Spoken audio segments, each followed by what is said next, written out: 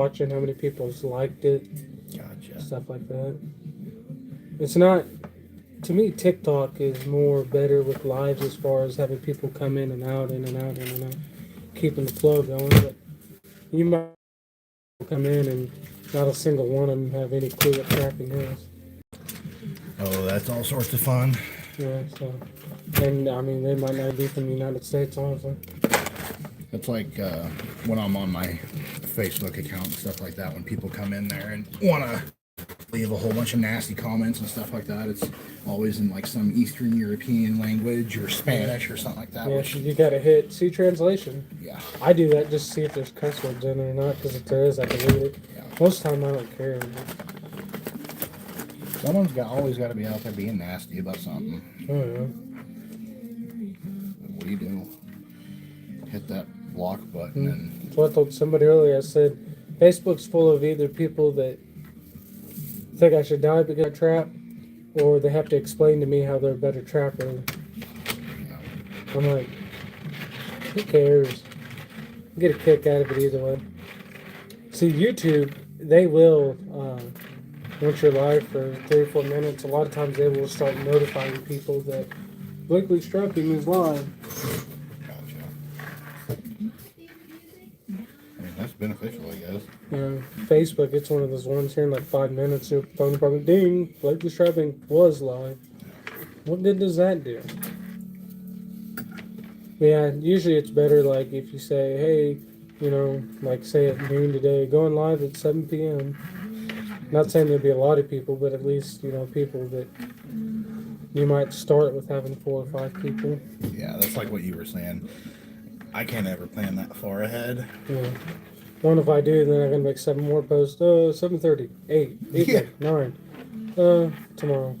Hey, I just happened to go out with my family and we're sitting here in a nice restaurant and probably shouldn't be going Facebook Live talking about killing animals because that chick over there's got a Biden Harris shirt on and has blue hair.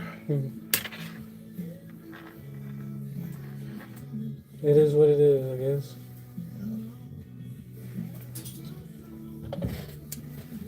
Women wouldn't let us cook the beaver The or one, the groundhog. yeah, the one that we caught was actually live in a snare, and we should have done it with because I've had beaver multiple times, and it's extremely good. But it was so hot, we would have had to have dispatched it, brought it straight here, and dealt with it. Cleaned it and stuff like that. Because by the time we finished checking the line on the river, she was starting to bloat up a little bit. That is for sure. Doesn't need sharpened? Does that pair over there do I don't it? think I had the right angle for cutting it. I'll stick them in here and do that. Is your J-hook tool? Did you get the one that has the cutter? I didn't. No. How you guys doing? It says we got 13 on there. Hey, that's now 17, I think. 11. Or 11. My eyes are terrible. 492 million. No. We're here in Iowa with Ethan Rice, Cedar Creek Lures. We've been up here beaver trapping. I'll be posting a video. I'll probably get all that put together tomorrow on the way home and get it posted. It's been cool. Been an experience for sure. Learned a lot. I mean, I'd never really been on a big river in general. Especially not, trapping on one from a boat. I really did like it though. I mean, most of the sets we put in, you didn't even have to get off the boat. Yeah, that is one beneficial thing. It is nice having 2 people though, because one Yeah. person can keep the boat on the bank while the other one's doing the work. Yeah.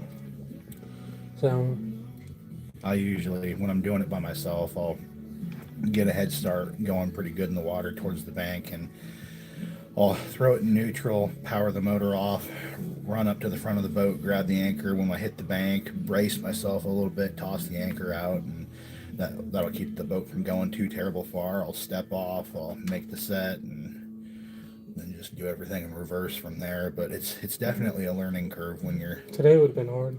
Oh, All yeah. the wind and stuff. With the wind. Being by yourself. Going up there when we were about 400 yards from getting in the creek mouth there when the bank, or not the bank, the current got real high and the wind got real high. There's white caps. Yeah, the boat just two. Which in the videos that we took, it didn't look like that at all. But I mean, they were pretty. The nasty. one you could see really good was when I took it from far off. And I was like, you can see it in the video. I mean, it looked like rapid waters, what it looked like. I thought I saw someone comment on your Facebook post. They were like, "Oh, those aren't white caps. Those are ripples." And it's just like, oh. Well, he's like, those are just ripples, but he was comparing it to a crab boat on the ocean. It's like, well, I mean, there's a big difference there. Yeah. Between that and a river. And the size of the vessel, the small little boat I've got's a 14 by 48 flat bottom John boat, so it was doing all it could. Well, we had between gear and us 1,000 pounds in there. Yeah, maybe even a little bit more, because I'm 317 pounds and you just went under 300, didn't you? No, 315. So you're 315, so that's 600. Let's just call it 600. Nice even number. We probably had upwards of 200 pounds in the boat, so you got 6, 7, 8 there. Got a 50-pound battery. You had fuel. You had the motor itself. You got the trolling motor. And everything else we had in there. I mean, hammers, rebar, stuff like that. I mean, 30-pound anchor. Yeah. So we were pushing the limits of that thing. Yeah. But I mean, most of the time it never ever really gets that much use at all. So when I'm just in there by myself, I mean, we've got a long way from taking on water, but as high as the wind was and as much as the current was and the white caps and stuff like that, we took on some water. Yeah. He got pretty wet. I felt kind of bad for him when we were headed back, because we were hitting the waves there and it was splashing quite a bit. And he took water. He took water. I think you got some of it on video. Yeah, the big one I got on video because it soaked me. Well, the big thing is the water was in the 30s probably. I mean, it was super cold. Like the first trap we pulled up to, 30 seconds of having my hands in the water, my hands were numb. Yeah, it was pretty cold in the Des Moines River, which I was telling you earlier. You made a really good point, because I mean, water freezes at 32 degrees Fahrenheit, which you all probably know that. But it was moving water, and I mean, saying it was in the 30s, I mean, definitely could be, because a couple weeks ago, well, not even a couple weeks ago, I think it was the night before you guys came down, we got snow. We got a lot of snow, and I mean, there's still ice and snow in some places here. So saying that it's in the 30s, it definitely could be 30, 35, 38, somewhere in there. But well, and it was crazy because once we got up to the creek part, I mean, it was 20 degrees warmer. Yeah, after what having my hands in, it was like I was sticking my hands in coffee or something. I was like, oh, that was nice. But yeah, the wind today, my hands are wind chapped. My arms a little bit. I was going to tell you about that. So I have actually noticed that when you've got your hands in the real murky river water, the sediment that's floating around, when it dries on your hands, it'll pull the moisture straight out of you. Oh yeah, I mean, my hands are white. This one's fat because it's swollen. I'm never ever the type of guy to use lotion or anything like that. It's nothing for me. If I stick my hands in the water to go remake a set or something like that, I'll come back, and nighttime my hands will be all chapped and cracked up. But who cares? Yeah. Let's see here. He's building snares. Yeah, building more snares. He's gonna go out and put some more out when the weather acts a little better. Because it was 91 here yesterday, and today was 48, 50 something. I think when I went to walk over here tonight, it was 40, 39 or 40, somewhere in there. Colder than what it has been. I mean, yeah, I mean, half of what it was yesterday. You know, nothing like the first time when you came up here. No, this would have been hot. Yeah. Which yesterday, like you had your waders on and stuff like that. I mean, I was just wearing my hip boots. Insulated waders. We were sweating profusely, and today it's like, ooh, Yeah. that's kind of different. But Yeah. gotta love. I was the glad Iowa. I had the insulated waders today. Yeah. There's always been kind of a little saying against or amongst islands. If you don't like the Iowa weather, wait about 8 hours. It'll change. Yeah. We say that in Missouri. So if you don't like the weather, just give it 30 minutes. Yep. So you wake up dressed like an Eskimo. By lunchtime, you're naked. And then before it's dark, you're dressed like an Eskimo again. Because You'll wake up and it'll be like 36. Yeah. And then by 1:30, it's 85. And then when it's dark, it's down to 40 again. Yeah. I like cooler weather than I do warmer weather. I always tell the joke, big guys like me can always put more layers on, but once you start taking too much off, people start to frown. Yeah, I like 50 to 70. Yep. And a lot of times it depends on what I'm doing. If I'm cutting wood or something, I want it 50, 45, 50. If I'm hunting, I want it mid-40s probably. Yeah. Those late September, early October fall mornings that are got some sun peeking out from the clouds, and it's around 50 to 55 with just a little bit of a breeze. I love that. Yeah. I love fall. I love everything about it. When we got out of the boat today, I could see my breath. Yeah. I was like, gee, many crickets. The snare wire's acting up on me. I'm gonna have to put my deer stuff on, my crimp on deer stuff from the other side if I can get it done. So yeah, I'll be headed home tomorrow. Yeah. But I'll be back up here next month for Beaver Fest. That'll be a fun thing to go to. Yeah, and then we're planning on coming up here in November and trapping. Yeah, I've already got lots of plans for that. I'm really looking forward to that. So the last time we came up, we were pretty much just trapping coyotes mainly, and that was just because of the weather and the temperatures that we were having with raccoons being denned up and stuff like that. Nothing wanting to move because nothing was wanting to move. But my knees. Yeah, you and me both. When he comes up here, second or third week of November sometime, being able to target just about everything around here, I mean, we're going to have to really watch the weight in the boat there. And I mean, I'm not talking traps, I'm talking animals because, I mean, Yeah, because we could set for mink, muskrat, raccoon, beaver, coyote, everything, anything and everything. And I told him, I've told him 7 or 8 times this weekend, chupacabra. Today was a chupacabra with wings. Yeah. We had that 3:30, and I said we're going to catch a chupacabra with wings this time. The raccoon population in this area alone would keep us busy skinning for a really long time. Yeah. We'll have the women help us. Yeah, right. They can do the money cuts. I think Bridget's helped me skin like maybe twice, and that's like, oh hey, hold this leg over while I'm gonna make a cut, and she'll do one of these things and reach over and grab the leg and turn her head like this, and okay, you're done, and she goes, ew, and then she'll go back in the house for a little bit and probably wash her hands, which I mean, I don't blame her, but it is what it is. I love you, Bridget. Don't stand there at the door when I walk back in the house with your arms crossed with a frown on your face. I'm not talking about you. I love you. Yeah, that's Sky. She'll come to the shop when I'm skinning and she'll talk to me and look. But I've seen some of your videos when she's helped you grind castor before. yeah, she's helped me grind castor this year, and she's helping me bottle some lures.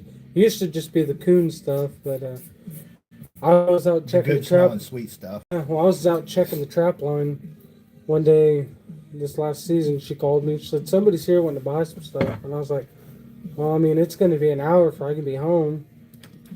And there's a guy from St. Louis just driving through and seen me on Google and decided to come down. And I said, well, just see what he wants. I said, whatever. That's kind of Well, cool. he wanted he bought quite a bit of stuff, but then he wanted some coyote urine. I didn't have any bottled up at the time, so Sky had to do that, and she still lets me know about that. So I bottled up your coyote urine. I said, it ain't the worst thing out there. At least it wasn't Trapper's Gold. Yeah. Yeah, she don't like that one. The Deadly Highway 71, it's got a special smell to it too. The Highway 90, we needed a 1 ounce jar for one of my sample kits, and I didn't have any at the time, and I was building the Trapper's Bowl, and I said, well, just grab a 2 ounce bottle and, send him a 2 ounce. And she's like, well, I'll just pour it in a 1 ounce bottle and move it over. And I said, well, if you want to. Well, she cracked the lid. She's like, oh, that stinks. And Never mind. about 2 swipes out of it, she's like, this was a mistake. I was like, that's good stuff right there. That's the smell of Success. success. Success. I always like it because you can go up to your set and you can smell your lure before you do anything. That says a lot. Yeah, I did. Was doing one. A rain had to wash all my sets out, and I went to remake it. And as soon as I bent down, I could smell my Dominion. I was like, You know, if you can smell it, the animals darn sure can. oh yeah, that's for sure. Oh, yeah. Got an uneven flooring here in the shop. And That'd be a hole. Yep. Here you go. I blame the rats. Yeah. That's thermal expansion on concrete. Yeah. No, that's a fat guy in a small chair. That's but yeah.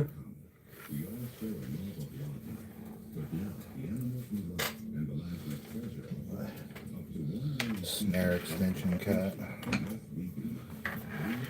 Is that working all right? Yeah, it's working good.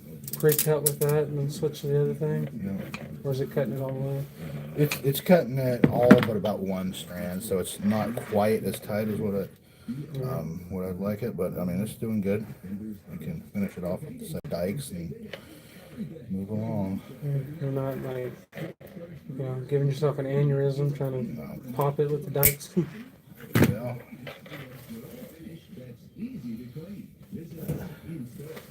How many people we got on here? 5? 5, it's bouncing around a lot. But,